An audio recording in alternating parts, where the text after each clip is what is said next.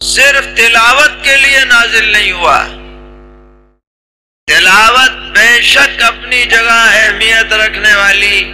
ایک عبادت ہے، اس میں کوئی شک نہیں، لیکن تلاوت کے ساتھ ساتھ قرآن کے جو معانی ہیں، قرآن ہم سے کیا کہہ رہا ہے، قرآن ہم سے کیا چاہتا ہے، قرآن ہمیں کیا گائیڈ لائن دیتا ہے، قرآن کیا رہنمائی کرتا ہے، قرآن کیا تنبیہ کرتا ہے، کیا توجہ دلاتا ہے، اس پر بھی ہمیں توجہ دینی ہے، کیونکہ قرآن کتاب ہدایت ہے۔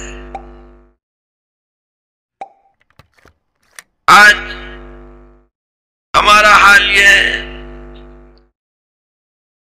نماز پڑھتے پڑھتے بوڑھے ہو گئے، 70-80 سال کی عمر ہو گئی،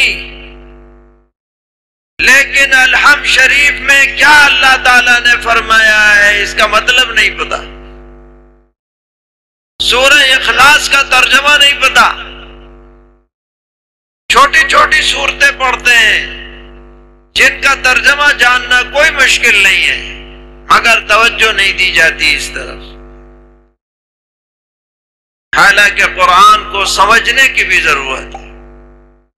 علماء کے ذریعے سمجھا جائے، جن مساجد میں درس قرآن کی مجالس منعقد ہوتی ہیں ان میں شرکت کی جائے، تو یہ قرآن میں اللہ تعالیٰ نے عجیب تاثیر رکھی، ہماری آپ کی گھنٹوں کی باتوں میں وہ اثر نہیں ہے جو قرآن کی ایک آیت میں اثر ہے۔ اللہ تعالیٰ نے کوٹ کوٹ کر ہدایت بھر دی ہے، ہر حرف میں، ہر جملے میں ہدایت ہی ہدایت ہے۔ کوئی بھی صفحہ آپ قرآن کا اٹھا کر دیکھ لیں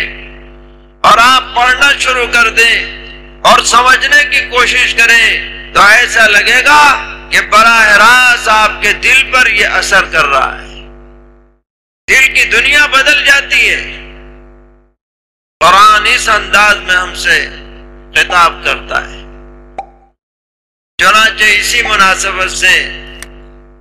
سورہ منافقون کی آخری 3 آیتیں آپ کے سامنے پڑھی، اللہ تبارک و تعالی نے ان 3 آیتوں میں ہمیں 3 باتوں کی طرف متوجہ فرمایا ہے جو تینوں یاد رکھنے کے قابل ہیں۔ فرمایا یا ایھا الذین آمنوا لا تلہکم اموالکم ولا اولادکم عن ذکر اللہ، اے ایمان والو، تمہارے مال اور تمہاری اولادیں تمہیں اللہ کی یاد سے غفلت میں نہ ڈالیں۔ مال خوب کماؤ، کوئی بات نہیں، اولاد اللہ کی نعمت ہے، اس میں بھی کوئی شک نہیں، لیکن اولاد میں پڑھ کر اور مال و دولت میں لگ کر اللہ کو مت بھول جانا، یہ تمہیں تنبیہ کی جا رہی۔ مال اگر حاصل کرنا ہے تو اللہ کے بتائے ہوئے طریقے پر حاصل کرنا ہے، مال اگر خرچ کرنا ہے تو اللہ تعالیٰ کی ہدایات کے مطابق خرچ کرنا ہے، اور عبادات سے غفلت نہیں ہونی ہے، وقت پر نماز پڑھنی ہے۔ اگر آپ دکان کرتے ہیں تو یہ نہ ہو کہ اذان ہو جائے اور دکان پر بیٹھے رہیں اور نماز کی فکر نہ ہو۔ ایک جملے کے اندر اللہ تعالیٰ نے ہمیں دستور زندگی دے دیا، مال کماؤ، اولاد سے محبت رکھو، مگر اللہ کی یاد سے، اس کے ذکر سے، اس کی عبادت سے غافل مت ہونا۔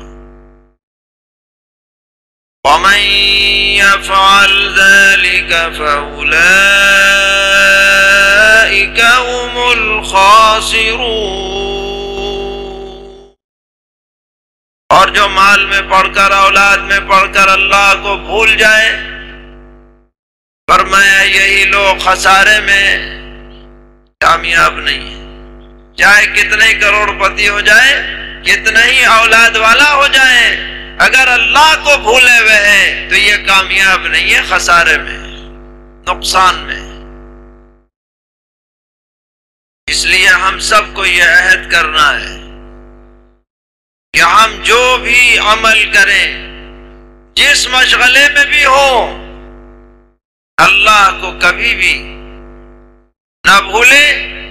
اور اس کے احکامات کی پوری طرح پاسداری کریں. ذکر اللہ میں بڑا، اس کے مفہوم میں بڑی وسعت ہے. زبان سے ذکر کرنا بھی شامل ہے، قرآن پڑھنا بھی شامل ہے، نماز پڑھنا بھی شامل ہے، دینی احکام کو پیش نظر رکھنا یہ بھی شامل ہے، سب ذکر اللہ میں آتا ہے. اس کے بعد فرمایا وَأَنفِقُوا مِمَّا رَزَقْنَاكُم مِّن قَبْلِ أَن يَأْتِيَ أَحَدَكُمُ الْمَوْتُ، اور خرچ کرو اس مال میں سے جو ہم نے تمہیں بطور روزی عطا کیا ہے، قبل اس کے کہ تمہیں موت آ جائے. یہ قرآن کی خاص تعبیر ہے کہ یہ نہیں کہا کہ خرچ کرو خرچ کرو. یہ تو ذرا ایسی بات ہو جاتی ہے آدمی شاید بوجھ محسوس کرتا، بلکہ یہ کہا کہ ہم نے جو تمہیں دیا ہے اس میں سے خرچ کرو